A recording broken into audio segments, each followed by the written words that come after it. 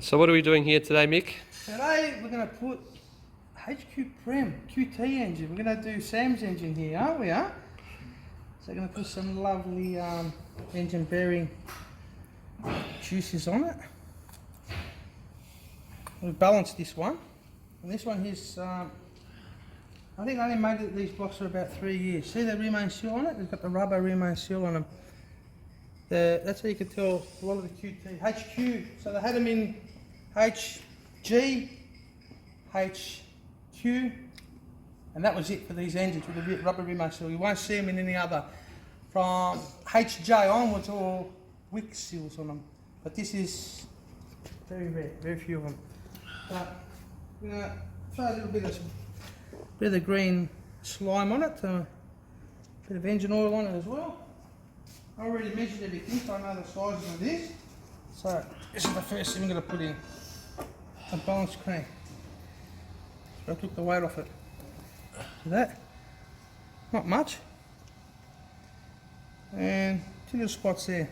They're beautiful. But I actually took it on my phone. That was the results when I finished it. 0.8 grams on the back, 0.3. Beautiful. Dead center. But here's the main bearings, we'll move them up a bit.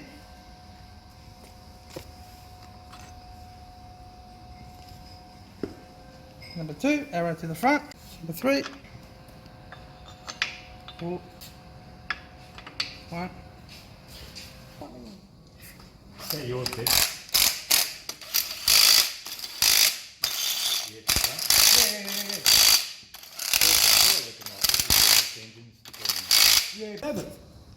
So what are you doing there, Mick, with this bit of paper? What I'm doing, I've already measured it, but sometimes you might have an oversized tunnel and you don't know about it. So I measured the crank. I know the crank's the size of this, but this should lock it. See that? It's locked the crank. So I know that the crank is actually alright. I've copped it once before on a motor. This one we're going to leave loose for now. There's a reason why we do that. That's it.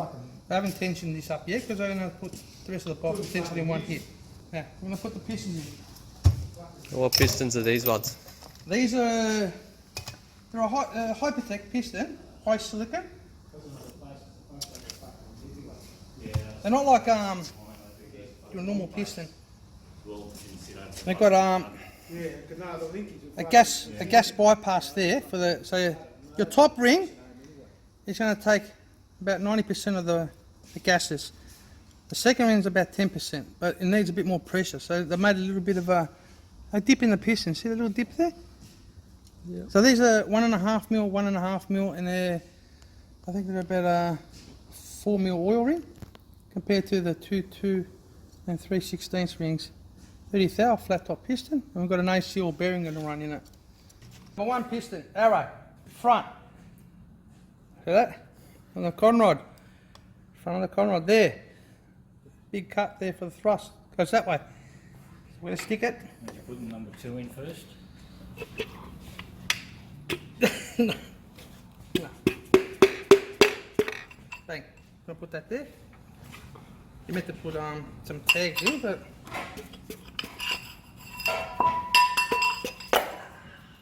that's one. I'll put ARP rod bolts in this too to make it a little bit stronger. See the... Okay, we're going to do the next one. Doesn't matter what it is, the dust on the red paint just goes everywhere. Black, white, silver, all that, nah, red.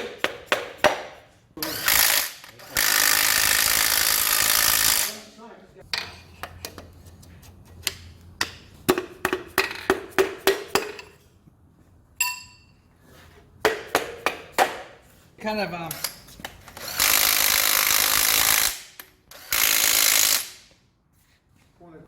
think last year this time, Sam, So what's this, Nick? we caught up at 30 now over, 60, 40, this was 30. 30. I think we caught up at the Greek church in Springvale, remember? We did. Uh, We were chatting about what we were doing to my VL motor. And here we are. You're putting a 286 in this, Mick? yes. What's it going in?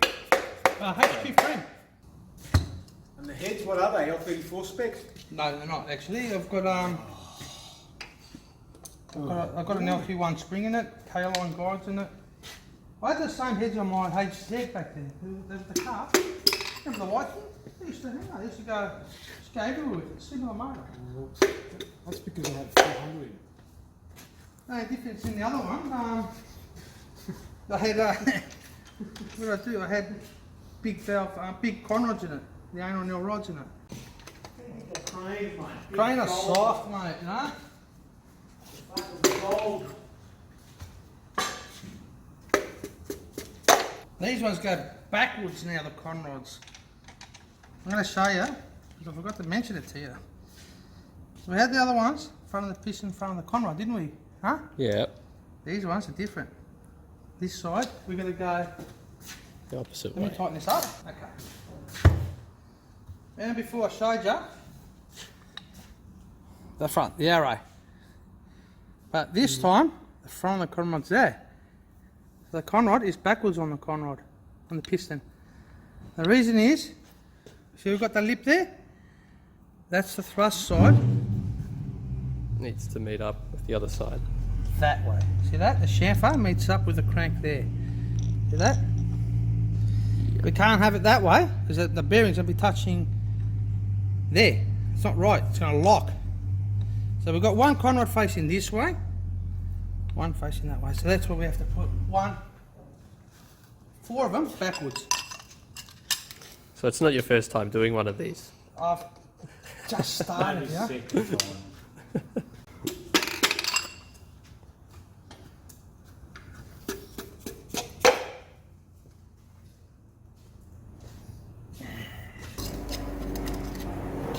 Last one.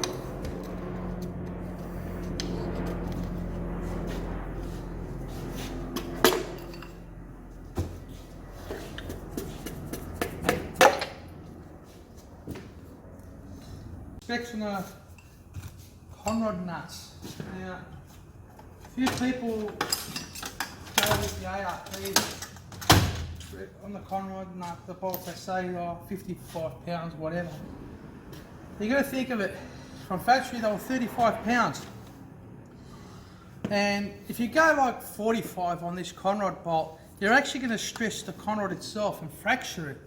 Because I have seen it where it's Chrysler, I'm not going to mention who's the motor, but they built the engine and they put ARP bolts in there and they said 55 pounds on the bolts, and originally from factory they were 45. Because it's an old conrod, you're going to end up putting, I'm going to grab an old conrod, I'm going to show you. Okay, I've got an old conrod here. You put a new bolt in it and you tighten that, say it says 35 pounds, which this is, you tighten that to 45 or 55, you're going to put pressure at that point there and you're going to actually fracture it. And this is what happened with his Valiant engine, a Chrysler 360. He fractured the conrod. He ran, but then it broke completely and came out through the side. And it was because of the bolts were over tightened. They went through the specs, what they recommend. These are not new conrods, they're 50-year-old rods. So I'm going to stick to 35 pounds. What they said from what they were originally. That's too good for it. Plenty. Ain't going nowhere. 35, I got it there.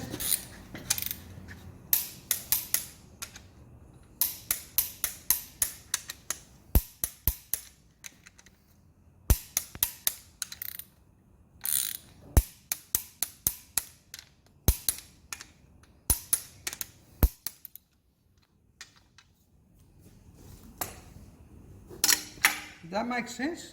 Alright, Sam, what I said to you? It did make a lot of sense. Did that make sense? It With did. 50-year-old rods, And we're not going to over tighten them, are we? definitely not. We don't want any cracking.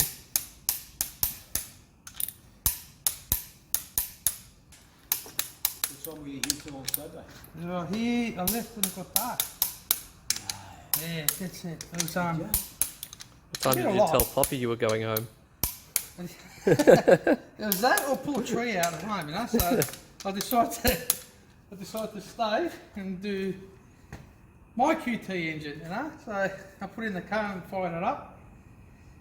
That went for about 15 minutes before the electrical gave up on it. dodgy wiring. Mains, 74 pounds, factory specs.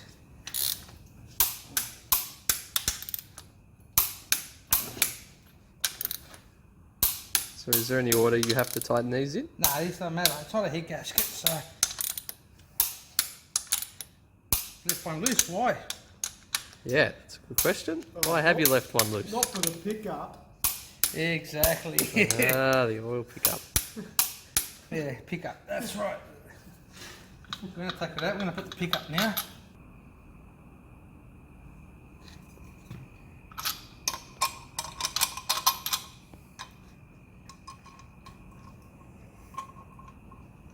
I'm going to show you something, George. I don't know if you remember back in the day. You don't see this much on the 308s these days. So I'm going to put it back on. I might. Had a few 308s in my time, Mick. That. Who's that? That. Where'd you find that? Huh? It was with this engine, man. I'm going to put it back on again, man. No. Yeah. Really? I'm going to stick it in. Is that the chain guide? Yep. You don't see many of them, man. It's still in pretty good nick too, isn't it? Yeah, not bad. Got some wear marks on it. Mine had it too, but mine was demolished, man. You know? I couldn't use it, but it seems. Looks like half a brake pedal, Mick. Huh? Looks like half a brake pedal. It does. Yeah, it's okay. I'm going to use it, man. It's not going to harm it. It's got a bit of wear on it. That's okay. You can't buy them, you know, so